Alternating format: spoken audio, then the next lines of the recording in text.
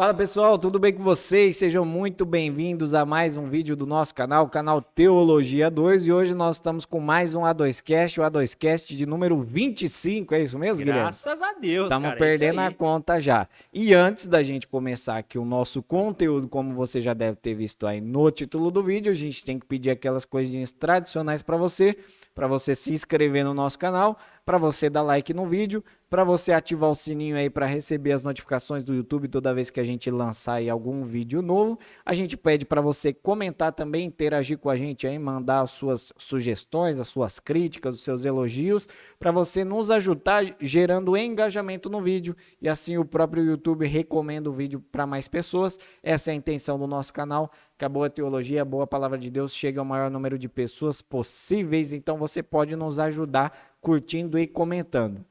A gente pede também para você nos seguir nas demais redes sociais. Nós também estamos no Facebook e no Instagram, @teologia2. E nós também estamos nos agregadores de podcasts. Você aí que talvez não tenha tempo de nos assistir, mas quiser nos ouvir, é só você procurar aí o seu aplicativo aí de podcast preferido. É só você digitar lá Teologia 2 e você vai encontrar o nosso podcast lá, ok? Então se inscreva, like no vídeo, ative o sininho, nos siga nas redes sociais. E antes da gente entrar no conteúdo que você já deve ter visto aí no título do vídeo, meu amigo pastor, irmão, sócio Guilherme Borges, ele vai falar do nosso patrocinador.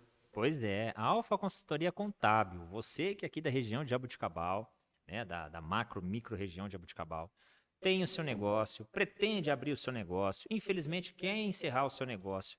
Nós aqui da Alfa Consultoria Contábil, nós temos profissionais capacitados, sabe, para atender toda e qualquer área aí da sua empresa, principalmente no que tange a necessidade fiscal. Nós aqui já tem um tempo que nós temos ajudado, né, a economia da nossa região aqui, principalmente para as empresas, microempresas, né, que tem o seu faturamento aí próximo de R$ 1 milhão. Então, nós temos aqui ferramentas úteis, ferramentas simples, que traz um custo-benefício maravilhoso para dentro da sua empresa, que vai contribuir, sabe, em termos de assessoria, de consultoria, para a melhora do seu negócio. Então, não perca mais tempo.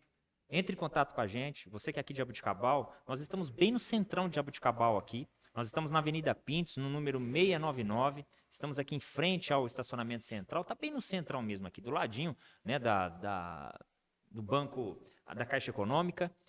Para você que está nos ouvindo e não está vendo aqui no rodapé os nossos telefones, o telefone para contato fixo é 16 3212 5218, o nosso WhatsApp é 999629235. O e-mail é alfaconsultoriacontábil, sem acento, tudo junto, @outlook.com e só, né? Exatamente. Então, se você está aí pensando em abrir o seu negócio, lembrando que daqui a pouquinho, né, daqui a alguns dias, nós temos que entregar as declarações para você que é MEI, né, para você também que tem a sua empresa, de repente você saiu do seu contador, está procurando um contador aí, não fique, não perca tempo, sabe, de deixar a sua empresa à deriva, sem entregar para um contador, um profissional da área contábil para que transmita as informações, e assim, virada de ano é coisa séria, tá? Se você não faz as suas declarações, daqui a pouco sua empresa pode se tornar inativa e você vai estar com o CNPJ aí com uma bomba na mão por conta que não correu atrás aí da regularização. Então, corre aqui para a Alfa Consultoria Contábil, porque aqui na Alfa Consultoria Contábil, o seu sucesso é o nosso negócio, Lucas. Exatamente. Bom, feito as devidas apresentações e os pedidos, Exatamente, então, cara. como o pessoal deve ter visto aí no título do vídeo, hoje nós vamos falar sobre a teologia, sobre a doutrina do pecado. Pois é, Lucas. É um tema, de certa forma, polêmico. Nós sabemos que o pecado ele é claramente evidenciado nas escrituras, mas existem algumas nuances dentro dessa doutrina que muitas vezes são um pouco obscuras. Na verdade, a melhor forma da gente dizer isso é que a Bíblia ela se cala em muitas situações. E muitas coisas que nós vamos falar aqui hoje sobre o pecado, em muitas delas a Bíblia se cala. Então, para muitas perguntas que a gente tem para essa doutrina, que é a doutrina do pecado, por muitas vezes a Bíblia não fez questão de responder. E nós cremos que existe uma teologia do silêncio, né? Que Deus não fez questão de explicar para nós certas coisas.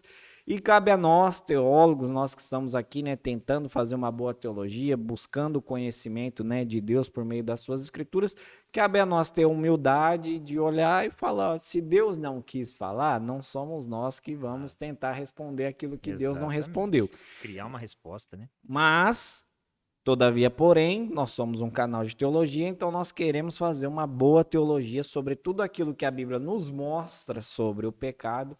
Então, hoje nós queremos fazer aqui uma boa teologia sobre esse tema, obviamente muito bem baseado e referendado pelas Escrituras. Exatamente, Lucas. E assim, é uma doutrina central, Sim. né? Faz parte da base da nossa fé. E como a gente já está ficando careca, eu e você, talvez mais eu do que você, de tanto dizer aqui, assim, a priori, os primeiros vídeos que nós estamos subindo aqui, pelo menos estamos preocupados em fazer, né, dos 25 vídeos que nós temos aí, talvez vai ter mais as entrevistas ou algum outro dos nossos A2Cast aqui que não foi levado para a doutrina central. Né? Mas na grande maioria deles, nós estamos tratando sobre doutrinas centrais. Então, se você está nos ouvindo, nos assistindo, saiba que aqui no nosso canal tem bastante, e não são poucos conteúdos não, que são centrais para a nossa fé, né, Lucas? São doutrinas e ensinos que, de um modo geral, em todas as vertentes soterológicas, enfim, teológicas, elas têm que convergir para esses assuntos que nós falamos. Ainda Sim. que em algum momento vai ter alguma interpretação a respeito de um texto ou de outro, mas são doutrinas centrais, das quais confirmam a nossa fé, não é? Sim. E são doutrinas que nós aqui humildemente aconselhamos para que todos conheçam, porque assim como Pedro escreve lá na carta, primeira carta que ele escreve, né, no capítulo 3, no versículo 15, que nós devemos estar preparados, né, a dar a resposta para quem questiona a respeito da razão da nossa fé. Assim, você, meu irmão cristão, que está nos assistindo, saiba que essas doutrinas são doutrinas que a gente não precisa conhecer os termos técnicos dela, mas precisamos entendê-las, né, conhecê-las, ouvi-las ao menos, para que nós não venhamos ser enganados por heresias, porque são doutrinas centrais. E falar sobre pecado, Lucas, essa doutrina do pecado, e eu acredito que quem nos ouve lembra e sabe que a mensagem que nós carregamos aqui é arrependei-vos, né? É sempre lutando contra o pecado, que é a Sim. mensagem que nós identificamos que Cristo ensinou, que Cristo deixou para que nós ensinássemos e que de fato nos salvou, né? Essa doutrina, ela precisa partir de pelo menos assim, eu acho que 4 tópicos para tentar esgotar ela. Obviamente que a gente não vai conseguir fazer isso, mas pelo menos para esgotar. Então, primeiro é falar qual que é a origem do pecado. Segundo, qual é o pecado original? Já que tem uma origem, qual é o pecado original? E se houve um pecado original, quais as consequências? E das consequências, eu acho que eu pulei, na verdade, quais são os tipos de pecado? E por fim, a consequência dele. E assim, e falando já sobre a origem, eu vou ser humilde e totalmente cuidadoso, né, para não permitir com que a nossa cabeça, o nosso ideário aqui, flutue demais sobre as escrituras e até caiba caindo fora dela, né? Inventos impetuosos aí que nos tire de cima das escrituras. Mas uma coisa é fácil, aliás, é fato a gente identificar nesse ponto a respeito da origem. Primeiro, de que Deus não é o fundador, o criador, né? o ser por trás do pecado. O próprio Tiago, na sua epístola, eu não ia ler, mas agora eu vou. Na epístola que ele escreve à igreja, ó, no capítulo... Deixa eu só verificar, porque eu não coloquei na minha cola aqui. Capítulo 1. Tiago 1,13. Obrigado. 1,13, ele vai dizer, ó, ninguém sendo tentado diga, de Deus sou tentado, porque Deus não pode ser tentado pelo mal, e a ninguém tenta. Então, quando nós nos deparamos com a origem do pecado, a primeira coisa que nós precisamos nos lembrar é que em todo o ser de Deus, né, todos os atributos de Deus, o pecado não faz parte dele. Né? Então, se Deus não é o culpado, logo, a partir disso, nós já sabemos que já identificamos que Deus, como Criador de todas as coisas, não pode ser penalizado ou acusado do mal. Né? Eu sei que há muitos textos nas Escrituras que vão apontar para isso. né? Vão apontar, tem a própria... Que dão a impressão, né? Que dão a impressão, verdade. Obrigado. Por exemplo, o próprio Isaías, talvez é o texto mais utilizado para afirmar isso, né? Que os ateus usam, tá vendo um erro aqui? Já que o seu Deus é tão perfeito, é tão, né, tão justo, assim, tão completo. Olha aqui que Isaías está dizendo, é a própria fala, segundo Isaías, de Deus dizendo lá no capítulo 45, versículo 7. Ele vai falar, eu formo a luz e crio as trevas, eu faço a paz e crio o mal. Eu, o Senhor, faço todas essas coisas. Então, textos como esse, os textos de Jó lá, quando nós vemos, né, Deus permitindo algumas coisas, deveria nos fazer entender que Deus se utiliza do mal, mas não ele é o progenitor do mal, né? Não é ele o pai, né? O pater, que cria o mal, né? Que faz com que o mal se materialize. Até porque, se nós partimos desse princípio, nós logo vamos pensar que o mal é uma pessoa, que o mal é um ser, né? E se existe um mal um ser que é um mal, então logo existe um ser que é bom. E aí nós caímos num dualismo que é muito perigoso, né? Que é até antibíblico, que na verdade um não depende do outro, né? O mal não depende de Deus para ser mal. Não, na verdade não. O mal é independente. E nós vamos talvez caminhar aqui para daqui alguns outros assuntos para a gente definir, né? O que as escrituras transmitem para a gente a respeito do que vem a ser o pecado. Sim, dentro desse assunto sobre Deus ser o autor do mal, o autor do pecado ou não, né, que essa é uma grande discussão, né, que há no meio cristão. Eu acredito que qualquer pessoa que se declare cristã, né, que professe a fé cristã, surge essa dúvida dentro do seu coração, né, mas Deus sendo tão bom, tão justo, né? Mas por que que ele colocou a árvore lá e deixou Adão comer? E por que Deus deixa acontecer tantas coisas ruins no mundo, né? Essas calamidades, tsunami, coronavírus, tantas coisas que acontecem e sempre bate essa dúvida nos cristãos, né? Exatamente porque tem essa visão, né? De um Deus bom, justo, santo e que é verdadeira, né? Nós não estamos negando aqui, Deus de fato é tudo isso e Deus jamais vai ser contra aquilo que ele é, né? E a próprias escrituras declara muitas coisas sobre ele, os seus atributos, né? Que ele é onisciente, onipresente, onipresente, onipotente, que ele é amor, que ele é justo, que ele é santo, que ele é bom. Então, existem muitos atributos de Deus e esses atributos eles não competem entre si. Então, um atributo jamais vai contradizer o outro, entrar em conflito com o outro. E a Bíblia, como você mesmo citou, diz claramente que Deus não pode tentar ninguém, né? Nós temos vários textos, né, falando que Deus é santo. Nós temos textos falando que Deus odeia o pecado, né? A gente pode ver lá em Deuteronômio 25, capítulo 16, Salmo 5, verso 4, Salmo 11, verso 5, Zacarias 8, 17, Lucas 16, 15, vai mostrar que Deus odeia o pecado. E então, assim, se Deus, por muitas vezes, é citado nas Escrituras que ele odeia o pecado, não tem como a gente fazer essa afirmação de que Deus é o criador, o originador, né, do mal e do pecado. Ainda que existam algumas vertentes teológicas que façam essa afirmação de que foi Deus mesmo que criou, que Deus decretou todas as coisas, nós aqui, e eu creio que a grande maioria do meio teológico, entende que isso não é uma verdade, e o que nós vamos defender aqui hoje é claramente, né, dentro desse tópico que nós estamos falando aqui, que é a origem do pecado, nós queremos deixar bem claro e evidente que nós não cremos, por muitas evidências bíblicas, que não foi Deus que criou o mal. A origem do mal, a gente sabe que ela adentrou no mundo por causa do pecado de Adão, que comeu do fruto, desobedeceu a Deus. Nós temos algumas inferências sobre o pecado de Satanás no céu, né, com os anjos. Então nós temos a ideia de origem do mal dessa forma, entrando na humanidade pela desobediência de Adão. E também existe o pecado por parte dos anjos, né? Que Satanás e 1/3 dos anjos, né, cometeram esse pecado, foram expulsos do céu por Deus. Nós não sabemos exatamente, que a Bíblia não fala qual foi o pecado que Satanás cometeu.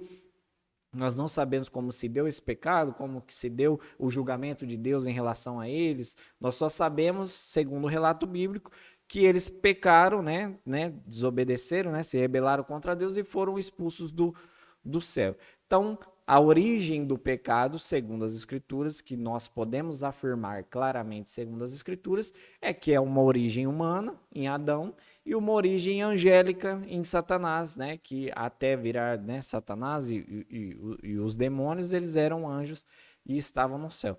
Então, a origem do pecado, claramente evidenciada nas Escrituras, são esses dois. Obviamente que Deus, sendo onisciente, onipresente, onipotente, Deus sabia e Deus permitiu que o pecado, que a maldade, que tudo que nós entendemos hoje como mal e pecado, Deus permitiu que acontecesse e nós cremos que o Deus soberano tem o controle sobre o mal, mas nós jamais podemos afirmar e declarar que Deus é o autor do mal, porque nós estaremos indo contra aquilo que a própria Escritura afirma. Exatamente, Lucas. Pois é. Os textos mesmo que você citou aí, talvez o mais claro disso é o próprio Jesus Cristo. Desculpa. Sendo Deus, né, sendo a própria pessoa de Deus, né, aliás, o próprio Deus na pessoa do Filho falando, ali no capítulo 8 de João, no versículo 44, ele fala, olha, Satanás desde o princípio foi homicida. Então ali nós vemos que houve uma queda angelical. Há a possibilidade de nós afirmarmos, como você bem disse aí, com total clareza e com total certeza de como e de quando exatamente no tempo? Não. E é talvez isso que faz com que doutrinas, tão importantes como essa, Lucas, caia no esquecimento, às vezes, sabe, seja novidade para quem está nos ouvindo, né? Talvez para aquele amante da teologia livre como nós, né? Que buscamos livremente, não porque nós somos acadêmicos, mas porque amamos, né? Os estudos das Escrituras, a meditação na palavra do Senhor, e até porque Ele nos convida a isso todos os dias, né? Mas talvez para quem é já um estudioso aí, que ama, talvez não é muita novidade. E tá aqui no canal só para acrescentar ainda mais, né? Para entender mais algumas coisas que talvez ele já tenha clareza, mas a gente vê que essas doutrinas caem no esquecimento porque há permissão, que eu não sei quem deu, mas há essa permissão, né, de interpretação livre aí, que você interpreta do jeito que você quer, né, que você começa a fazer conjecturas de que, né, talvez eu já fiz isso. Não, aliás, eu fiz isso não. Eu li uma vez num livro e depois quis passar isso para algumas pessoas. Que, por exemplo, no céu, quando Satanás é criado, inclusive eu chegava a usar a expressão Lúcifer, e logo logo nós podemos trazer um ADScast falando sobre essa interpretação, né, desse nome, Lúcifer. Eu disse o quê? Com base lá em Ezequiel. Olha, quando Satanás foi criado, ele tinha instrumentos no seu corpo. Então, quando ele andava, ele fazia som. Certo? E por ele fazer som, eu sei que isso está parecendo o que o Marco Feliciano fala, mas não é esse ainda, é pior ainda. Aí, que quando ele andava fazia som, então o céu tinha som. Quando Satanás peca e do céu ele é desconstituído, ele cai na terra e aí acontece a primeira destruição dos dinossauros e coisa e tal. Isso tudo eu li num livro, tá, gente? Isso não é o que nós acreditamos, não. Aí ele fala o seguinte, quando Satanás cai, Deus então perde o som. Perde a instrumentalidade, não sei se é assim que fala, mas no céu não tem mais instrumentos lá, não tem som. Então Deus cria o homem, e aí eu faço aquela, né, o pregador aproveita para fazer assim, põe a mão no coração. Aí, você está ouvindo uma batida? Pois é, Deus queria ouvir essa batida. Isso tudo, cara, porque esses interpretadores, esses, né, pseudos hermenêuticos aí, né? Não, hermenêuticos não, apologistas, né? Se é que eu posso chamar de apologista, pega a teologia do silêncio, deixa de lado, não existe uma teologia do silêncio, né? E aplica a sua vontade sobre uma interpretação dessa. E aí desconstrói, cara, uma doutrina tão bem fundamentada pelas escrituras como, por exemplo, a doutrina do pecado, que nos mostra que houve uma queda angelical. Quando e como? Ninguém sabe, mas houve. E como nós identificamos ela? Porque depois há o relato da queda da humanidade em João, né? Então, desculpa, em João não, em Gênesis. Então, quando a gente olha a serpente falando com o homem, uau, nós vemos ali, né, concretizando de fato, confirmando de fato que a queda angelical já tinha acontecido, porque um dos seres angelicais estava ali falando com a mulher, né? E explicando para ela, tentando induzir a ela, e de fato conseguiu, a cometer o erro. E para que, enfim, depois aconteça, né, a queda da humanidade. Mas, Lucas, então tá, se nós temos então essa definição de que como nós não conseguimos apontar necessariamente, né, teologicamente, melhor dizendo, né, teologicamente, para de fato quando aconteceu o pecado, e então nós conseguimos definir aqui que Deus não é o causador do pecado, mas que houve uma queda no céu em relação aos anjos e houve uma queda na terra em relação a Adão. Qual é o pecado original? Essa é uma pergunta também assim que muitos teólogos, né, tentam definir, mas assim, eu para definir assim de forma bem básica, eu digo que o pecado original é você transgredir a lei de Deus. Então Deus ele estabelece as suas leis, os seus desígnios. Obviamente Deus estabelece, né, todas as suas leis de acordo com o seu caráter, com o seu ser, né? Então ele também não vai criar nenhuma lei que vai contra, né, os seus atributos. Então ele cria, né, todas as leis de acordo com aquilo que ele é e ele estabelece essas leis. E o pecado é exatamente você transgredir, você, né, cometer, praticar aquilo que vai contra. Nós vemos isso claramente no livro de Gênesis, que Deus ali, né, ele criou todas as coisas e ele estabeleceu uma lei para Adão. Olha, Adão, você vai comer de tudo. Parece que quando a gente, né, lê assim meio por cima o texto, parece que só tinha aquela árvore ali, né? Parece que não tinha outras. Não vai pôr o dedo na tomada, só tinha o dedo na tomada para É pôr. tinha o enfoque, né, por causa do pecado ser uma coisa tão grave, né? Então o enfoque fica na árvore do conhecimento do bem e do mal. E a gente, por vezes, por causa desse enfoque, a gente esquece que Deus falou: olha, você vai comer de tudo, você vai viver, os animais, né? Tanto é que um dos castigos é que o homem agora ia precisar trabalhar, ou seja, antes a própria natureza fornecia tudo aquilo que ele precisava sem um esforço, né, por parte de Adão. E ele estava ali naquele ambiente de perfeição. E Deus fala para ele: ó, você vai viver de tudo, você vai comer de tudo. Tem uma árvore só, uma só, desse monte aqui, tá vendo essa a imensidão que eu criei aqui, de tudo isso aqui, só essa aqui você não vai comer, você não vai mexer. E aí, né, Adão transgride. Eu falo Adão, obviamente, primeiramente foi a Eva, mas, né, Casal Adão, né? exatamente, né, dependendo do enfoque, né, que o autor bíblico quer dar para aquilo que ele está argumentando, no caso de Paulo, nós vamos ver que em Romanos ele cita Adão, mas posteriormente, eu não lembro qual, acho que é Coríntios, se eu não me engano, ele vai citar Eva mais claramente como a responsável. Em Romanos ele deixa claro que é Adão, depois ele vai citar Eva. Nós sabemos que no fundo foi os dois, né? Os dois comeram do fruto. Alguns perguntam, né? Já ouvi, né, afirmações, algumas pessoas dizerem, acho que você acho que já comentou uma vez isso, Meu mas Deus, graças a Deus, perdoa. que tipo assim, Adão deixou Eva sozinha, por isso que, e o texto não fala nada disso, né? Se você for analisar o texto, você vai ver que Adão estava ali junto, né? Ele não deixou Eva sozinha com a serpente. Obviamente ela comeu primeiro, depois deu para ele comer, mas os dois estavam ali e os dois são responsáveis pela queda. Mas a questão assim do pecado original é a transgressão, o pecado é a transgressão da lei. Óbvio que houve uma entrada do pecado a partir dessa primeira transgressão, que foi aquilo que Adão fez, né, quando ele comeu da árvore do conhecimento do bem e do mal. E esse pecado original é que, né, fez com que agora se derivasse os outros pecados. Então, foi a porta de entrada, né, para a maldade agora habitar em todo o ser humano. É. Então, eu definiria assim, né, que o pecado é a transgressão da lei de Deus, mas a gente sabe que isso tem desdobramentos, né, principalmente porque existe um pecado que já é, vamos dizer, fixo, né, dentro do nosso coração, que independente das nossas práticas, ele está ali e vai nos levar a fazer práticas que são pecaminosas, que é isso que nós chamamos de pecado original.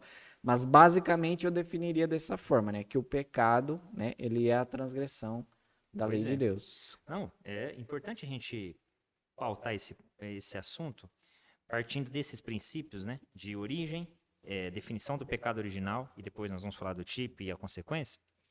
Por quê? Ó, importa a gente pensar o seguinte, quando nós estamos falando aqui sobre pecado original, nós não estamos falando que é tudo culpa do Adão. Não. O que nós estamos dizendo é o seguinte: a raça, o pecado raiz, né, que se dissipa para a raça humana, parte de uma, né, de uma transgressão, como você bem disse, dentro do jardim. Então, eu tenho culpa dos meus pecados também. Eu tenho culpa das coisas erradas que eu faço também. Uma certa feita, Lucas, uma pessoa lá na nossa congregação, não sei se eu deveria ter falado assim, mas enfim, um irmão me questionou uma vez. Falou, olha, cara, mas e se a gente não tiver ligação direta com Adão? E se nós não tivermos ligação direta? Porque, cara, não é possível que haja lógica num pecado cometido há sei lá eu quantos anos lá atrás, eu ainda ter consequências na minha vida por conta de Adão. E assim, a gente precisa partir para um princípio lógico. A Bíblia, para quem está nos ouvindo, ouve a gente, acaba de ouvir a gente, corre rapidão para a carta de Romanos e lê ela toda. Mas lê numa pancada só. Para com esse negócio de ficar lendo um pedacinho por dia. Já aproveita, já separa meia hora aí, uma hora que seja. Acho que uma hora você consegue ler tranquilo a carta. Lê ela inteirinha, que eu garanto para você que no final dela você vai falar, cara, onde estava essa carta que eu não tinha lido ela até agora? E vai assim, eu acho que 11 capítulos ele vai mostrar que nós somos participantes de Adão da queda. Todos nós. Estamos juntos com ele lá na queda. E a gente precisa lembrar, Lucas, que por mais que os relatos bíblicos, lá em Judas, né, no versículo 6, que ele fala sobre o castigo dos anjos, Pedro também, no capítulo, não me lembro, mas está lá na carta de Pedro, ele fala sobre Deus, se Deus não poupou os anjos, né? Então, fala também do castigo dos anjos, depois o próprio Cristo dizendo de Satanás e tal. Importa a gente lembrar que esses seres foram criados em números imutáveis, né? Foram criados individualmente. A raça humana não. A raça humana tem uma cabeça, Sim, que é Adão. exatamente. E derivado de Adão nasce todos os, né? E se Adão não tivesse caído, nós iríamos desfrutar de todas as bênçãos de Poxa, Deus e por aí- causa de Adão. E aí Aí estaria ninguém certo? fala disso. Pois é, Lucas. Aí o cara é bom nessas horas, É. né? Então importa a gente pensar que como cabeça da raça humana, nós, né, como cabeça, nós fazemos parte do corpo. E se nós fazemos parte do corpo, então, né, se a cabeça tá bem, se a cabeça tá com algum vírus, o corpo inteiro tá ruim, cara. Então, é só respondendo esse meu irmão aí, tomara que ele assista o vídeo, né? Eu preciso falar para ele também que se não faz sentido nós participarmos do pecado de Adão, se nós, né, sermos condenados, né, por causa do pecado, não faria sentido a gente também ser restaurado por causa de um só homem que foi Cristo Jesus. Eu ia entrar Aí nesse desse ponto. aí ninguém questiona, né? Mas do Adão, Exatamente. quando você fala do Adão para as pessoas, todo mundo fala, o Adão lá, ei, tem uma raiva desse Adão. Chegar lá no céu, eu vou dar uns tapas nesse Pois Adão. é, ué, você vai merecer também do mesmo jeito, velho. Exatamente. Então, uma coisa acaba sendo ligada à outra. E quando também nós estamos dizendo aqui a respeito dessa expressão, pecado original, importa a gente lembrar que o pecado não é algo vinculado, criado, gerado, existente dentro do homem. Não. Nós citamos sempre, mas é o pecado que está dentro do homem. É a natureza pecaminosa, mas não parte do ser do homem. Porque se eu falar, Lucas, que eu tenho o pecado existente, não vou dizer em mim, mas vou dizer em Adão, que é a criação perfeita de Deus, né? Se eu falasse que Adão tinha o pecado dentro dele, como ser existente, então eu diria que Deus errou na hora de fazer a criação.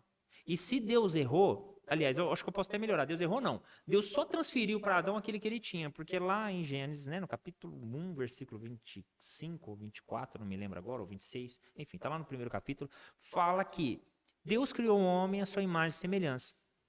Então, se Deus criou um homem à sua imagem e semelhança, ele criou um homem bom.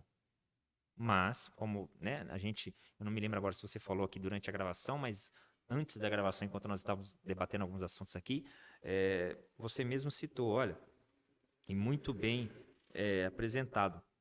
Deus criou todas as coisas nele e permitiu uma saída dele. Então, tudo que existe fora dele não é dele. Logo, a Bíblia vai chamar de pecado. né? Vai chamar de morte, vai chamar de coisas que trazem separação de Deus, porque é o escape que ele permitiu ali.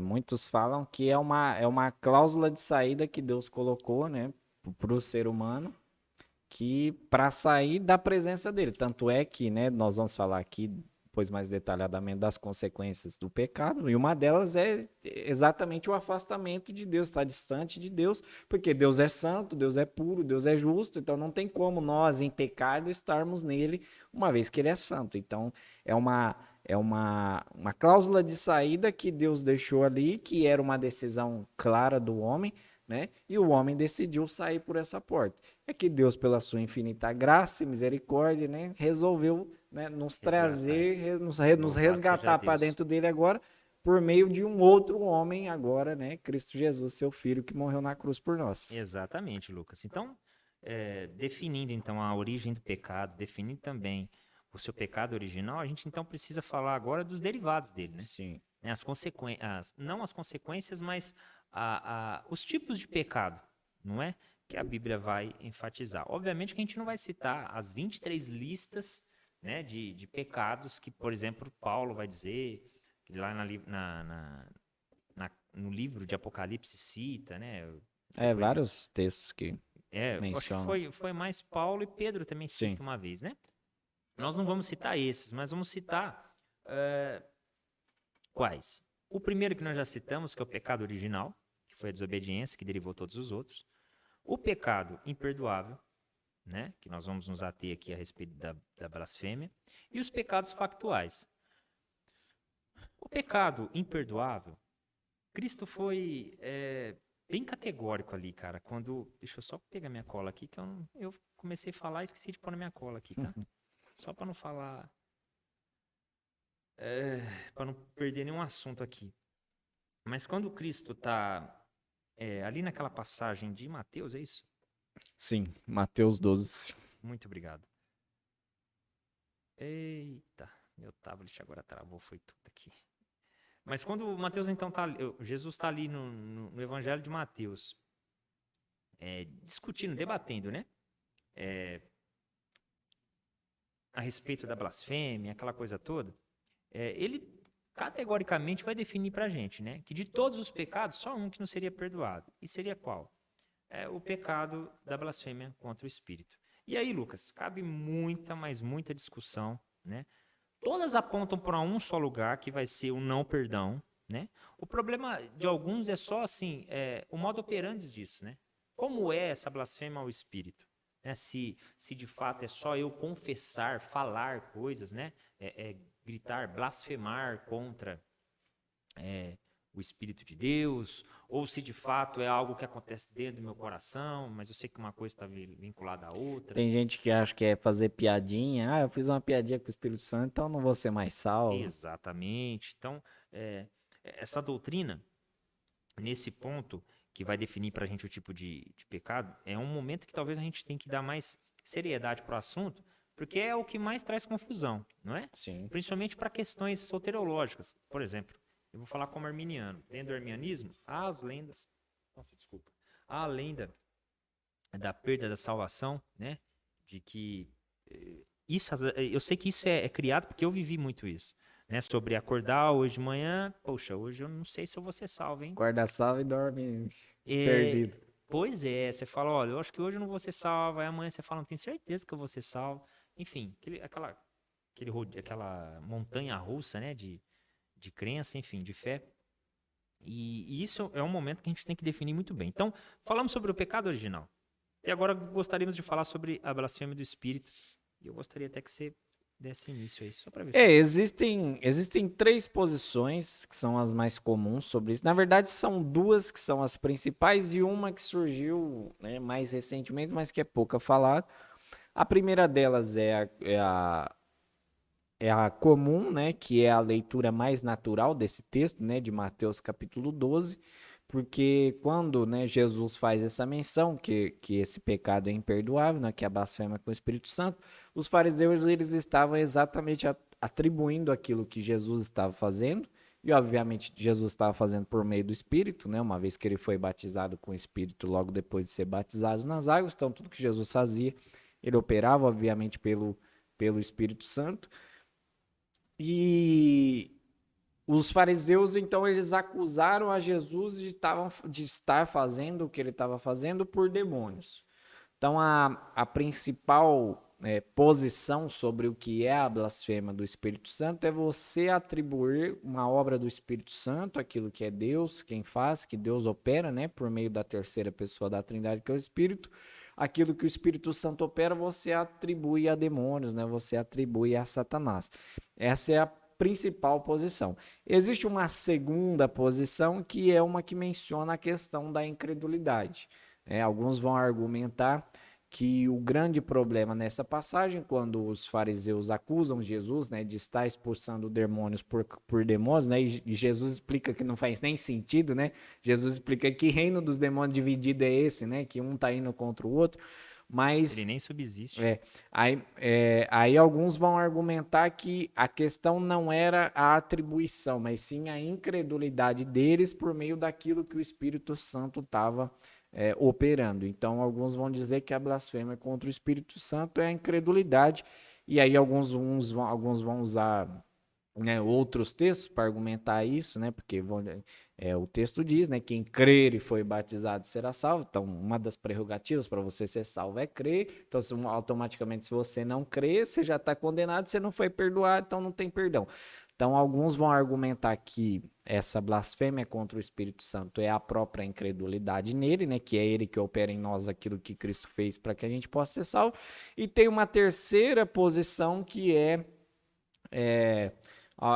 essa é pouco falada, mas é bom eu vou colocar aqui só para as pessoas conhecerem, que é que Jesus estava usando ali uma hipérbole para argumentar, né?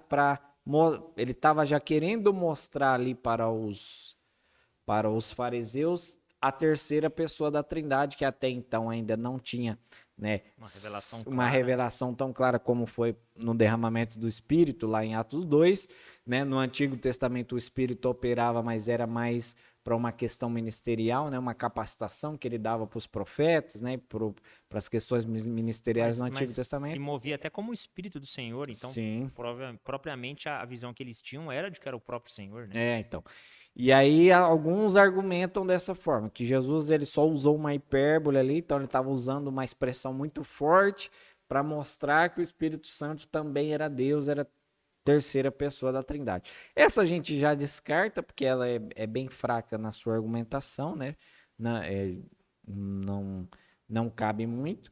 E aí a grande discussão fica nessas duas interpretações. Uma delas é a leitura natural do texto, porque claramente ali os fariseus estavam, né, dizendo, olha, você está operando por meio de demônios, e aí Jesus disse, ó, o pecado que vocês estão praticando aí, né, ele é imperdoável.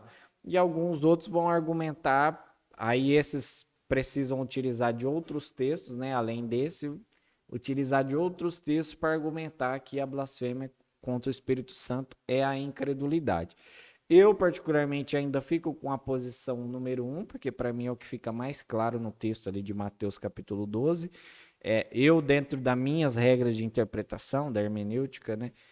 Dentro das minhas regras de interpretação, se você consegue encontrar o sentido já direto no texto, sem apelar para textos de fora, então eu sempre prefiro ficar para aquilo que o texto está, né, mostrando. E eu entendo que esse texto de Mateus capítulo 12, eu entendo que Jesus está de forma clara mostrando que o pecado que os fariseus estavam cometendo ali era exatamente atribuir a Satanás aquilo que o Espírito Santo estava fazendo. Então a minha posição é que a blasfêmia contra o Espírito Santo, né, esse pecado sem perdão, é exatamente você atribuir a Satanás aquilo que Deus faz por meio do Espírito, ainda que essa é uma interpretação assim também possível, né? A questão da incredulidade também é uma interpretação possível, só que para a gente chegar a essa conclusão, a gente precisa usar textos externos, né? Para poder chegar e confirmar Lucas, isso. você falando sobre o que é importante a gente falar também sobre o que não é blasfêmia contra o Espírito, né? Sim. Se a gente olhar para os casos, por exemplo, de Paulo, que ainda como Tarso, como alguns vão chamar, que uma bobeira que Saulo, né, na verdade. Saulo. Tarso era a cidade que ele morava. É, o Saulo, né, enquanto Saulo perseguidor da igreja, Pedro negou Jesus 3 vezes, o próprio Davi adulterou, né? Se a gente avaliar esses pontos aí, a gente precisa pôr em mente que nós somos falhos, né? A gente sofre a conversão, e quando eu falo sofrer a conversão é porque hoje eu tenho uma visão mais reformada a respeito da salvação, e eu sei que é um efeito sobrenatural, ele não é um efeito natural. Por mais que nós falamos de coisas lógicas, porque somos teológicos, né, na Sim. nossa fala, a verdade é que é algo transcendente aqui a lógica, o que nós estamos falando, né? Eu costumo fazer algumas declarações da nossa igreja lá, que o que tange a fé, irmão, assim, você não deve engolir qualquer afirmativa, qualquer ensino, né, qualquer fala minha, porque eu sou pastor ou coisa do tipo. Mas quando as escrituras falam, eu como pastor, eu fico só na expectativa de que você corresponda com fé. Porque eu sei que isso é algo sobrenatural. Então, não há muito assim. Talvez eu me esforce muito, né, ideologicamente, não sei se é essa a expressão, mas assim, esforce bastante humanamente dizendo para tentar convencer as pessoas, mas a verdade é que se houver fé do lado de lá, aleluia, cara, vai responder com fé e a palavra vai crescer. É que as pessoas confundem o sobrenatural com o irracional, né? É. As que são duas coisas totalmente diferentes. Pois é, que a Bíblia até condena, inclusive, né? Sim. Pois é, Lucas, e assim, e uma das coisas que a blasfêmia contra o Espírito não é quando você se enfraquece, você esmorece na fé e se entrega a alguns desejos carnais seus, né? Você se entrega às suas petições internas em relação à carne. Paulo dá pra gente uma lista de pecados da carne. Dá uma lista. Adultério, fornicação, homossexualidade, meu Deus, feitiçaria, uma série. São 23 pecados mencionados fora. Paulo tem Apocalipse, como eu já citei. Mas então tem lá uma série de pecados que a carne gera. E isso porque talvez você não está no espírito. E claro que quando eu faço entre aspas aqui, você está me ouvindo com o seu espírito, como também com o seu corpo, né? Mas quando nós usamos a expressão você precisa estar em espírito, é em qual espírito? Né? Sem usar uma expressão espiritualista, e sim uma expressão espiritual. Estar em espírito é cumprir aquilo que as escrituras mandam no tocante à oração, né? A meditação das escrituras. A gente fez um A2Cast anterior aqui falando sobre a importância da oração. Então eu vou voltar a fazer aquela frase. Sabe a área que você mais tem caído, mais tem se entregue em relação a pecado? Fofoca, mentira, prostituição, enfim. Sabe essa área? É que falta oração. Quando há oração, há reforço, há força contra a tentação. E assim, talvez você está num momento de vulnerabilidade, você está caindo, aí você está fraco. Aí, a consequência e sequência disso é o que, Lucas? Você fugir de Deus, cara. Então você vai começar a ter pensamentos errados, você vai começar a ter pensamentos errados contra a sua congregação, contra o seu pastor, contra os seus irmãos, né? Enfim, várias coisas. E aí você pode, então, se deparar com um texto desse e falar, tá vendo aí? Eu estou totalmente contra Deus. E, cara, a sua carne milita contra Deus. Mas isso não quer dizer, né, que, de fato, agora você não tem mais perdão. Por quê? Porque a evidência simples de que o Espírito está no seu coração é o convencimento do juízo, do pecado, da justiça. Do juízo, do pecado, da justiça. É esse trabalhar dentro do seu coração. Então, para você que está nos assistindo, né? Eu acredito que você não está impedido de crer, porque você está nos assistindo e é um canal totalmente teológico. Para você que está nos assistindo ou nos ouvindo, importa saber o seguinte: você sempre vai ter essa vozinha, enquanto fiel, enquanto, né, submisso às Escrituras, você sempre vai ter essa vozinha te falando, olha, volta. Enquanto houver essa vozinha dizendo, volta, se arrepende, confessa o seu pecado, saiba que a ação do Espírito está aí dentro. Então você não está blasfemando contra o Espírito no tocante a a essa expressão que nós estamos usando, que é a expressão de Cristo a respeito de um pecado imperdoável, Sim. é claro que quando você peca, você de alguma forma está blasfemando contra Deus, né? Quando você, né, murmura, você está blasfemando, mas não no tocante ao pecado que é imperdoável. Então, você não está blasfemando a ponto de não ter perdão, porque está num exato momento frágil na fé. Pelo contrário, irmão. Então, procure aí um pastor, procure aí um irmão da fé, um irmão fortalecido, um irmão que está firme na fé, né? Para ajudar você a se levantar dessa situação. Porque em algum momento você vai ver que daqui a pouco você está firme com Cristo de novo. Porque como o próprio Cristo disse, né? Nenhuma das suas ovelhas, é no imperativo, é no definitivo, nenhuma das suas ovelhas vão se perder. Nenhuma, nenhuma. Então, é importante a gente falar isso. Não, sim, eu até mencionei, brinquei aqui a questão da piadinha, né? Porque às vezes, né, tem um ou outro que, né, faz alguma brincadeira, alguma coisa, né? Às vezes cita o nome de Deus ou de Cristo ou do Espírito e tal, e fala blasfemei e tal. E aí leva, né, esse texto ao pé da letra nesse sentido, né? De interpretar errado e acaba acreditando que perdeu a salvação por causa disso, sendo que Paulo, né, ele vai dizer, né, se eu não me engano é lá em Romanos, que ele diz, né, que é nem altura, nem É profundidade, Romanos. nem o porvir, nem o que veio, nada pode nos separar do amor de Deus. Ou seja, para aqueles a quem o Espírito Santo, né, de fato, né, está trabalhando no coração, né, e como você citou muito bem citado, uma das evidências é que ele nos convence do pecado. Então, se eu estou convencido que eu sou pecador, quer dizer que o Espírito está operando em mim. Se ele está operando em mim, né, há perdão para mim em Cristo Jesus, né, na sua cruz. Então, é bom a gente, né, derrubar esse mito que muitas pessoas às vezes, né, chegam até se afastar de Deus, como você mesmo bem disse, exatamente porque não compreende essa questão do pecado sem perdão.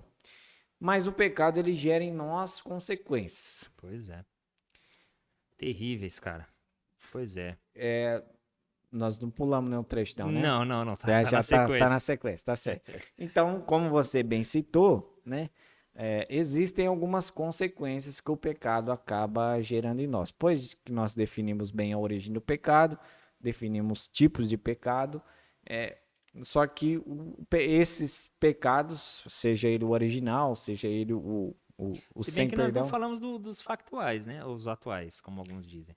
Eu acredito que a gente não mencionou diretamente, Pois mas é. ao fato de você citar as listas, né, de Isso. pecado e tudo mal, esses são os Só pecados. Isso, para resumir, os pecados factuais são esses que são produzidos pela carne, né? Pela carne caída, dessa tal queda que acontece com a sua origem lá em Adão, né? Que tem o seu pecado original lá em Adão. A carne hoje ela é fraca, hoje ela só tende ou tende a fazer aquilo que não agrada a Deus, exatamente. fugir a Deus. Então, todos os pecados que é listados, eu deveria ter pegado aqui os textos, cara. Mas depois a gente coloca lá A na descrição descrição. do vídeo. Mas todas os pecados, então, que são derivados do pecado original são os pecados atuais, ou factuais, como alguns vão dar essa expressão. São os pecados que são derivados, então, do pecado original. E com isso as consequências, Lucas. Fala aí. Sim, e esses pecados, eles acabam gerando consequências na nossa vida. Eu separei alguns aqui, né? Na verdade, eu separei vários, né? Mas eu quero citar alguns aqui. Para mim, o principal, né? Que eu acho que é o que foi gerado no pecado original. Exatamente para mim, o principal e a mais terrível consequência do pecado, que é uma derivação do pecado original e não logicamente que os demais pecados, né? Os derivativos, né, do pecado original também geram isso, mas, né, foi o pecado original que principalmente deixou evidente, que é exatamente a nossa separação de Deus. E essa separação acontece exatamente porque Deus é santo, Deus é justo, Deus é bom e ele não pode, não tem como o pecado, né, e Deus, né, habitarem no mesmo ambiente ou serem a mesma coisa ou estarem juntos, caminharem juntos ou qualquer tipo de derivação que você possa fazer dessa expressão, não há como. Então eu acredito que não tem nada mais terrível, né? Não tem uma consequência mais terrível do pecado do que exatamente a nossa separação de Deus. E aí temos vários outros, Não sei qual vai ser a sua explanação aqui. Eu não vou falar assim detalhadamente, mas eu separei a culpa, a punição, a morte, né? Aí nós temos a morte física, a morte espiritual, a morte eterna, né? Que é citado lá em Apocalipse, né? Que é a segunda morte, a escravidão do pecado, o auto-engano, a perda de comunhão entre os próprios seres humanos, a perda, né, de comunhão com a própria criação. Então eu separei essas várias consequências aqui, não vou citar uma por uma, mas eu acredito que a pior de todas é exatamente essa, né? A separação que há, né? Deus criou essa válvula de saída e o homem, né, o ser humano optou em sair por essa porta e a partir daí agora ele fica totalmente à deriva, né? Se não for o próprio Deus, pela sua graça, misericórdia, por meio do seu filho, né, nos resgatar, nós estamos, né, totalmente à deriva e a passos largos para o inferno, né, e para a condenação. Pois é, cara. Não, realmente, eu acho que para um cristão que acaba de nascer em Cristo, cara, acaba de ter assim, um abrir de olhos, né? Nesse novo mundo que ele está vivendo em Cristo, sendo essa nova criatura, acabado de nascer, né? Talvez a gente é um pouco curioso sobre as coisas da vida, né? Às vezes eu vi lá meu filho, cara, o nascimento dele, eu acompanhei, assim, o momento que ele saiu da barriga da minha esposa, foi sem querer, eu não queria ter visto, né? Vale ressaltar isso aqui, que eu quase desmaiei na hora lá. Mas eu vi um momento que ele pulou pra fora assim, cara, e, meu Deus, Lucas, deve ser muito impactante pra criança, cara, né? A mudança de mundo, assim, que tava num lugar ali todo apertado, todo complexo, né? Com comida vindo, mas assim, não há facilidade, mesmo lá dentro da barriga, ainda que haja muita proteção, mas não há facilidade, né, cara? Aquela coisa toda, de repente vem pro mundo e já a primeira coisa que tem que fazer é respirar, né? Tentar abrir o olho. Meu filho mesmo já nasceu com os olhos abertos. Eu saí da sala lá da operação, já saí com ele no colo, né? Só limparam, me entregaram.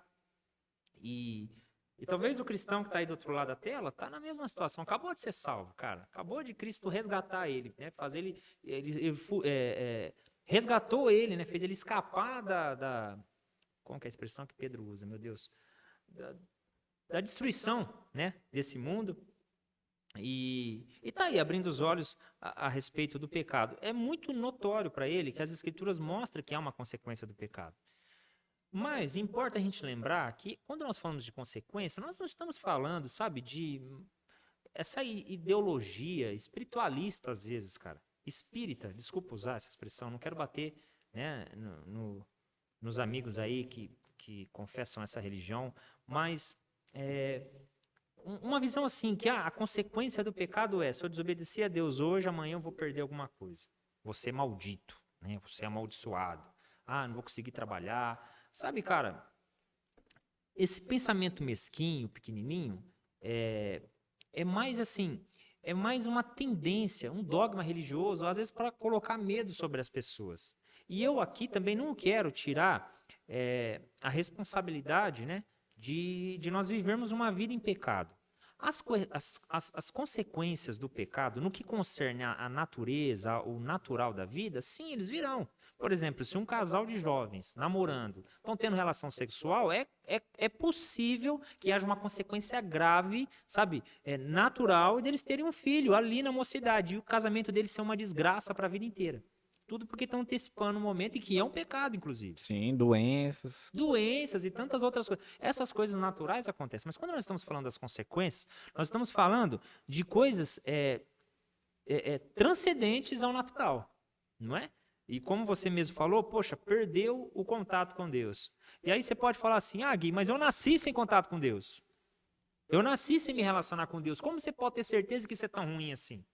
Porque eu volto a usar de novo uma expressão, não vou falar o que eu ia falar, mas me perguntaram uma vez, Guilherme, mas você não acha que esse Deus, sobre uma mensagem que uma certa feita eu ministrei num lugar, falando sobre o sentido da vida, acho que você já sabe que eu estou falando isso, e a pessoa me perguntou assim, mas você não acha que é muito egoísmo Deus querer toda a glória para ele? Deus querer a glória porque criou. Deus querer a glória porque nos salvou. E a glória porque a glória é dele. Poxa, você não acha que é tudo para ele? Você acha que isso não é muito egoísmo? E eu, carinhosamente, amorosamente, precisei responder para ela. Pois é, mas você não acha que nós devemos tudo a ele? Porque ele não precisava ter criado a gente. Besteira minha e sua acreditar que Deus precisava de nós para ser felizes, para ser feliz. E para ter glória. E para ter glória, aleluia, é verdade. Pois é, não faz sentido, meu irmão. E assim, uma das consequências, e a que eu quero pautar aqui, é o homem perder, né, desconfigurar dentro dele essa visão correta a respeito de Deus. Porque como a carne é o que mais grita dentro dele, né, quando não há um grito maior do seu espírito, e eu volto a repetir aqui, eu não estou tentando trazer um dualismo, separando dois seres separados, né? Não, eu estou falando de um ser só. Até se a gente olhar rapidamente para Gênesis, eu sei que isso não faz muito sentido agora para a minha explanação, mas é só para deixar clara a minha visão. Quando eu olho para Gênesis e vejo Deus formando o homem do pó, o homem só teve existência, ainda que já existisse no corpo, mas ele só teve essência quando Deus soprou. Sim. Então Deus criou o homem do pó da terra, mas deu vida dele, né? Então, uma coisa está ligada à outra. Né? E a percepção de vida se dá. A gente vai fazer um 2cast depois falando sobre mortos, né? Falar com os mortos, se isso é bíblico, se não é. Talvez lá a gente vai ter mais liberdade para falar sobre esse assunto. Mas das desgraças, né? Da consequência vinda para o homem, que eu creio que é prejudicial, da qual você está mesmo falando aí, é essa desconfiguração de Deus, porque hoje é possível, como depois de Adão, né? É possível que os homens fossem criados, vivessem, existissem, melhor dizendo, pensando, acreditando que é possível viver sem Deus. É possível viver longe de Deus. Eu consigo viver longe dele. Não tem problema nenhum de eu viver longe dele. Sabe, a ponto assim, do homem ir tão distante nisso, a dizer o seguinte, olha, não existe Deus. Aí, Lucas, nós vemos o cume, né, cara, a culminância da separação do homem para com Deus. Para ele dizer, olha, Deus não existe. Toda a criação foi efeito de tudo quanto é coisa, menos de um Deus criador. Esse DNA que alguns filósofos vão dizer aí, cientistas vão dizer, que esse DNA que nós vemos na natureza só pode ser divina, só pode ser de um criador maior. Não, isso é besteira. Tudo foi criado por criar, né? Por mais que seja loucura a gente dizer que para eles a vida tem sentido pensando assim, né? Mas é o jeito. E por quê? Porque dentro do homem está desconfigurado, né? A consequência do pecado foi: olha, eu vou a partir de hoje ficar independente. Vou ficando. Daqui a pouco eu mato meu irmão, depois de matar meu irmão, eu escravizo os irmãos. Daqui a pouco vou me desaproximando até Deus não existir mais. E se você está em casa, sabe, meu irmão, e você tem filhos, tem família, eu sou um crente de uma casa que milita muito, cara, para que todos sejam crentes e que permaneçam crentes, né? Tem alguns ainda que não foram, digo minha casa, família, né? Graças a Deus, minha esposa confessa a mesma fé que eu. Mas eu convivo, Lucas, com pessoas que ainda não confessaram minha fé. E sabe, se às vezes assim, a gente se deixa levar, cara, daqui a pouco a gente está falando das coisas que eles estão falando, né? Em relação ao nosso Deus. Daqui a pouco nós estamos fazendo piadinhas, né? E enquanto isso está para fora da nossa casa, aleluia.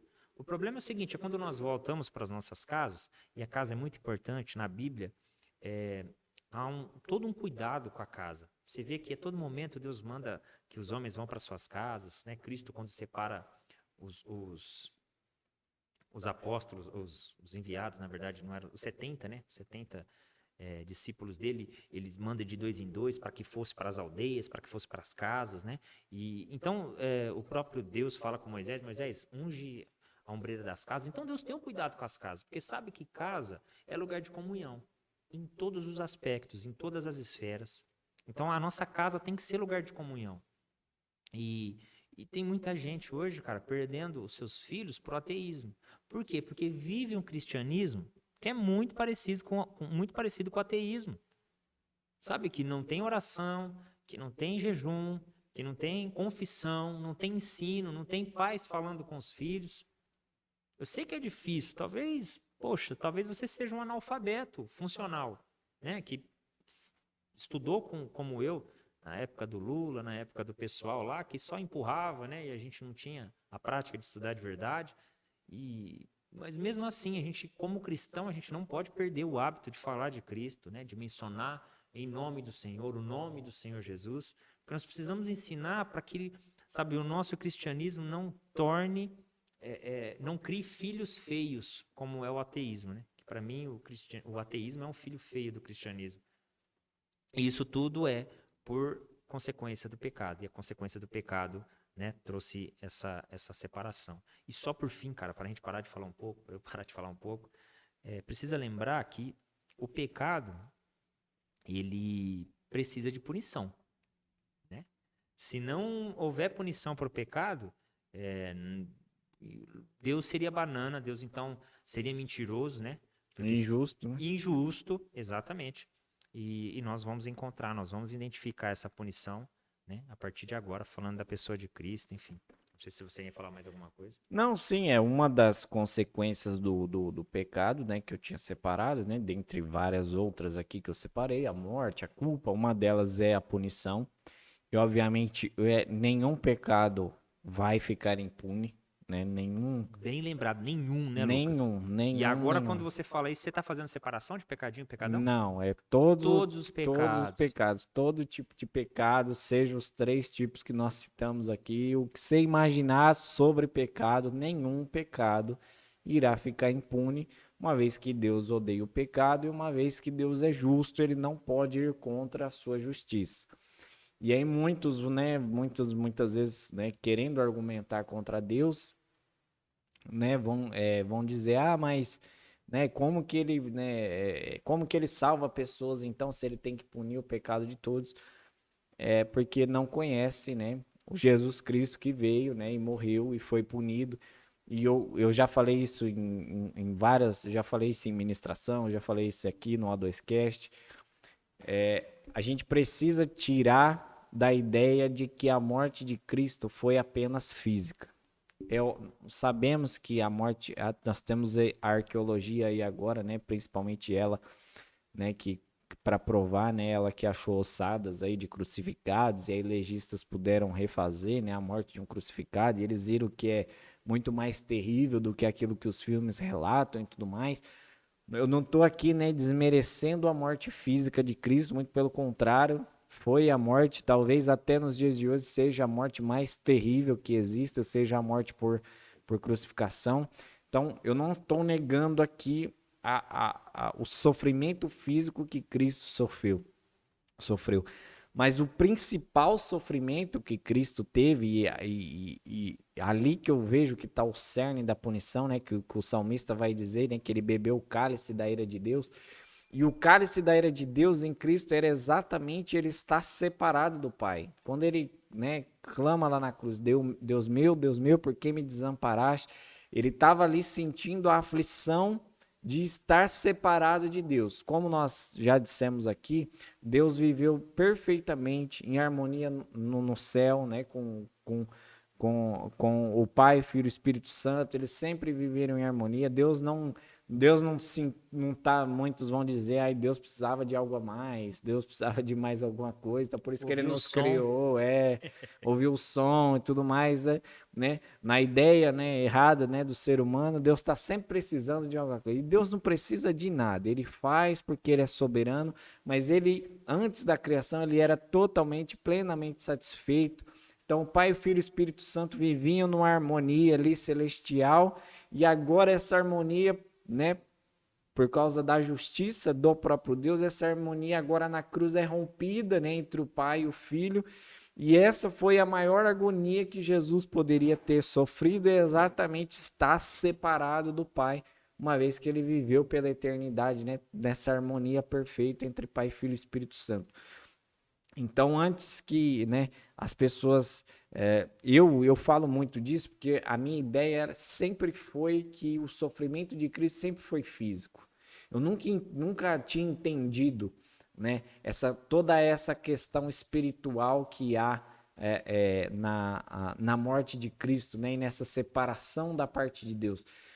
E se a gente for analisar a punição do pecado, né? E nós sabemos que aqueles que, infelizmente, né, não entregarem a sua vida para Jesus, né, para aquilo que Cristo fez na cruz, elas vão ter os seus pecados punidos eternamente. E tem muita gente que acha que a punição vai ser física. Muita gente acha que, como você mesmo citou, né, que as pessoas vão conseguir viver longe de Deus, né? Que elas vão ter vida longe de Deus. E assim, eu sei que os relatos, né, os nomes, por exemplo, que foi utilizado, por exemplo, por João, né, que Satanás e aqueles, né, que foram condenados vão ser lançados num lago de fogo. As palavras né, do próprio Jesus, né, que ali há pranto e ranger de dentes. Então a gente sempre calcula um sofrimento físico. Eu creio que esse sofrimento físico vai existir, mas não tem nada pior do que exatamente estar separado, viver eternamente separado do seu Criador, viver eternamente separado daquele que é a vida, né? Jesus disse: Eu sou a vida, não é ele, é, eu Eu tenho tenho a vida, vida, não, eu sou a vida, então só há vida nele. Então não tem como viver eu fora sou uma dele. das vidas, né? Exatamente. Então, ele é a vida, só há vida nele. Então, exatamente a principal consequência, né, como nós falamos aqui, e para as pessoas que estão nos assistindo, essa separação de Deus e viver eternamente separado de Deus é o que é o mais terrível que pode acontecer e vai acontecer exatamente porque Deus é justo e ele não pode deixar, né, a transgressão que foi feita à sua lei, né, deixar ela impune. Pois é. Não, então, é, a gente, já acho que já começa a partir aqui para o final, Lucas. Sim, E, assim, falar sobre as consequências do pecado, só quero pontuar isso. Falar sobre as consequências, são várias, né? É só a gente olhar a nossa volta aí, né? A quantidade de atrocidades que a humanidade está vivendo, vive as epidemias que vieram, as pandemias que vieram, eh, as anomalias que acontecem. o Cara, pecado destruiu até a criação, né? Os tsunamis, as coisas que exatamente, não acontecem. é obstante disso que nós vemos Paulo falando que a criação, Então geme pela cara, manifestação geme dos pela filhos. manifestação, cara, olha só. E ele não falou isso assim, né? É, eu não creio que ele não falou somente com base, com uma inspiração divina. Eu acredito que até por algo que ele vê, né, cara? Como que nós Sim, podemos constatar, né? Mal sabia ele que nós teríamos depois aí toda, né, essas catástrofes que aconteciam no mundo, né? E como sim. acontece até hoje. Mas, então, assim, não não é muito difícil para a gente ver as consequências. E por que que eu tô falando isso? Agora eu me esqueci. Você falou que ia concluir, você queria pontuar alguma coisa. Nossa, cara, me deu um branco aqui agora. Não, eu vou voltar lá no começo, lá não vamos pontuar, não. Você falou que queria pontuar alguma coisa em relação à consequência do pecado. Escolhi alguma coisa aqui, cara, eu ia falar, não sei, me fugiu. Nossa, deu um branco violento aqui. Mas só esquece de cortar então. É, então vai. Você finalizou falando o quê mesmo? Ah, da separação. Da Ah, separação. beleza, beleza. Não, agora eu lembrei, eu preciso pontuar isso. Pois é, Lucas. E assim, só pontuando, cara, essa questão da consequência do pecado, que eu acho que é importante, é, assim, o próprio. A gente não precisa falar muito da consequência do pecado, né, para a gente entender, né, o tamanho do efeito disso. É só nós olharmos à nossa volta, né, as atrocidades que acontecem o tempo todo na humanidade, as anomalias, enfim. Eu vejo mesmo, eu fiz uma viagem agora, recentemente, para minha família lá pro norte de Minas, cara. E Lucas, é impressionante, cara, como é comum lá o divórcio, como é comum o casamento existir, mas nunca ter vida. Sabe, é comum você ver crianças nascerem deformadas por conta que os pais têm o mesmo sangue, o mesmo tipo sanguíneo, assim, porque são parentes, sabe? É, quase que irmãos. E isso nós vemos que é uma consequência do pecado, cara. Os homens, assim, se perderam, sabe, dos princípios comuns de Deus. E é claro, a gente já citou aqui Romanos e talvez a gente não precisa ficar pontuando tanto, porque assim, a separação é algo, assim, muito claro na Bíblia a respeito, né, do homem para com Deus em relação ao pecado. E o que eu queria pontuar é, uma vez eu vi um pastor chamado Paulo Vieira, acho que é assim, né, falando que essa visão que às vezes os evangélicos atuais tentam transmitir, e ele até cita algumas igrejas tradicionais. Essa visão que os cristãos tentam transmitir, então, a respeito desse Deus, é uma visão muito narcisista. Porque esse Deus parece que ele chama a atenção nossa, porque ele quer a glória toda para ele. E talvez Deus quer que nós vivamos a nossa vida, né? A nossa vida, do nosso jeito. E assim, é claro que eu não estou falando na íntegra aqui, a forma que ele falou, né? Se eu tiver errado, depois que ele entre em contato com a gente, fale alguma coisa, né? E, enfim. Eu sei que o que deu a entender na sua declaração é que há possibilidade, Lucas, de nós vivermos de aluguel nesse mundo. Deus, me aluga aí um pedacinho dessa terra aqui, deixa eu viver na minha aqui, o senhor faz as suas coisas, né? Você busca a sua glória que você quer aí, né? E deixa eu vivendo na minha, porque eu tenho mais que viver. E não, Lucas. Cara, eu vou usar esse se só para sentar nas mesmas cadeiras que os ateus agora, mas não sou ateu. Se a Bíblia é o livro que fala da vontade única, exclusiva, revelada, né, totalitária da vontade de Deus, se a Bíblia é o único livro que revela a vontade de Deus, esse Deus existente, esse Deus poderoso, ela define para mim que esse Deus é criador. Não há outro lugar que o homem pode viver a não ser aqui na Terra, porque Deus criou o homem para viver na Terra. Então não tem como nós vivermos em outro lugar. E se isso é difícil para você aceitar, Lucas, para mim aceitar, para você, meu irmão, que está em casa aceitar, desculpa, mas é a verdade bíblica. Só temos vida em Cristo. Se nós militamos e lutamos contra isso, se nós não queremos reconhecer isso, não, eu quero ter minha vida, eu quero viver meu carnaval, cara, eu quero beijar muitas bocas, eu quero, sabe, me embriagar, eu quero ter uma overdose de droga, de cocaína, enfim, sei lá. Eu acho que overdose... bom, overdose de qualquer droga. Né? Louvado seja Deus. Cara, eu quero me matar, eu quero viver a minha vida, eu quero ter a minha vida. Tudo bem. Na hora que você estiver vivendo a punição do pecado lá no inferno, não lá em Cristo, mas lá no inferno, aí você vai ver se vai ter valido a pena. Porque como há uma expressão dentro da teologia, né, do já e o ainda não, já estou salvo, mas ainda não estou no céu, ainda não estou em Cristo. Né? A mesma coisa se aplica para a questão da condenação. Se eu não estou em Cristo, já estou condenado, mas ainda não estou sofrendo lá naquele lugar.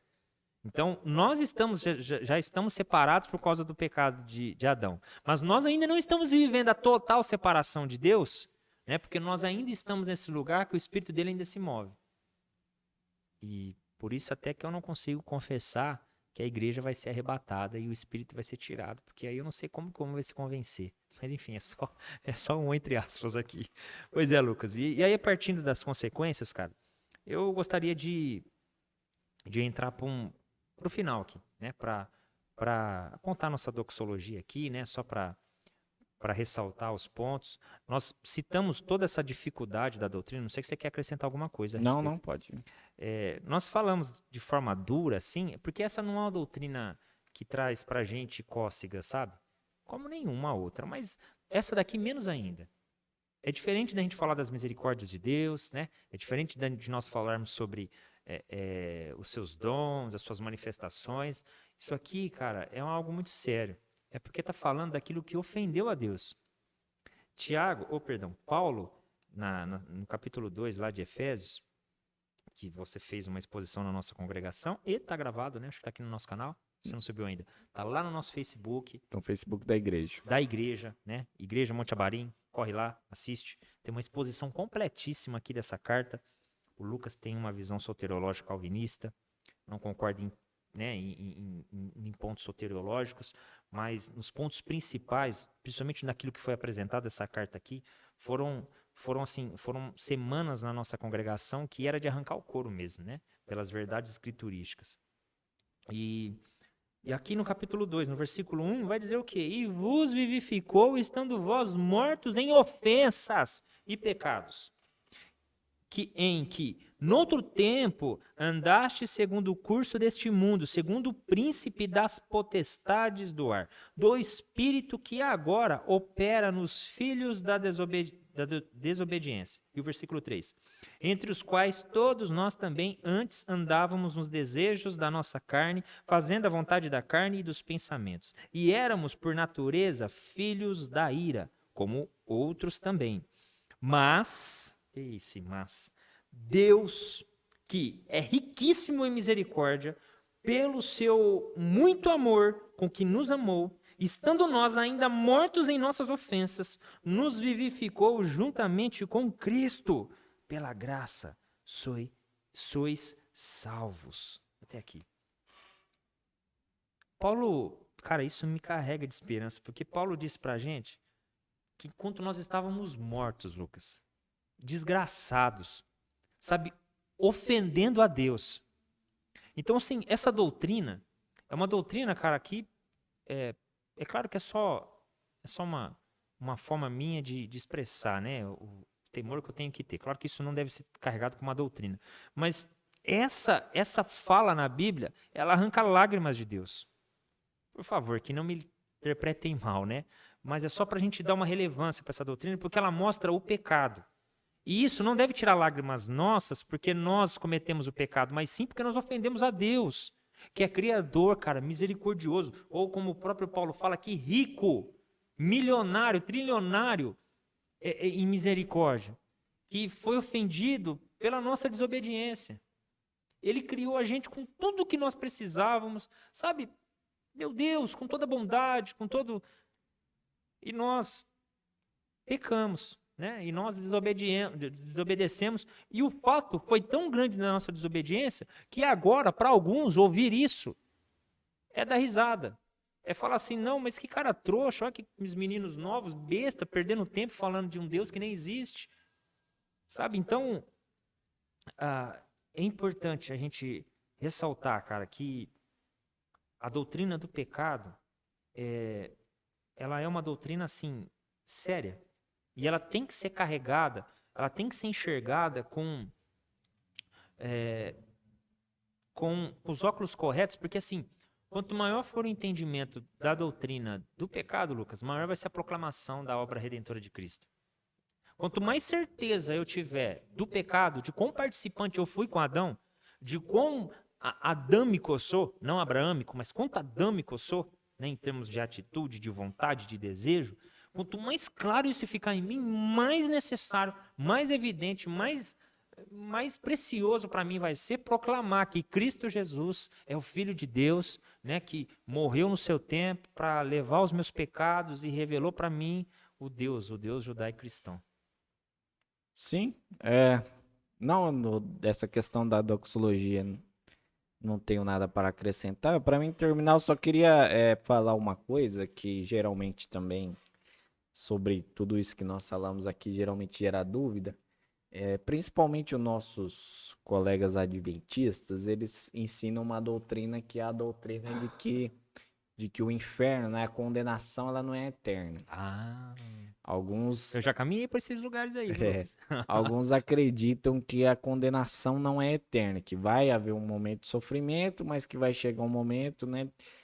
Deus, por ser bondoso, amoroso, ele vai romper o sofrimento, vão fazer com que essas pessoas deixem de existir e elas não vão ter paz nem alegria e também não vão sofrer, né? Elas vão deixar de existir. Por conta do lago de fogo, aquela coisa toda. Sim, só que isso não condiz com as escrituras, né? Não há base bíblica, né, honestamente bem, né, estudada, não há base bíblica para isso, uma vez que o Deus que foi ofendido, ele é eterno, né? O Deus que foi ofendido, como você bem citou aí, né, de toda essa ofensa, né, e tudo isso, né, que você citou aí, que o texto de Efésios relata, né, dessa ofensa contra Deus, nós ofendemos a um Deus, um ser que é eterno. Então não tem como a punição dessa ofensa não terminar, ter fim.